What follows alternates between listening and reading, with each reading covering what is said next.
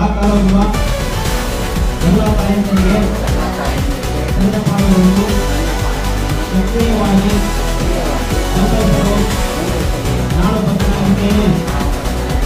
ನಮ್ಮ ಆಸ್ಪತ್ರೆಯಲ್ಲಿ ಸ್ತನ್ಯಪಾನವನ್ನು ರಕ್ಷಿಸಲು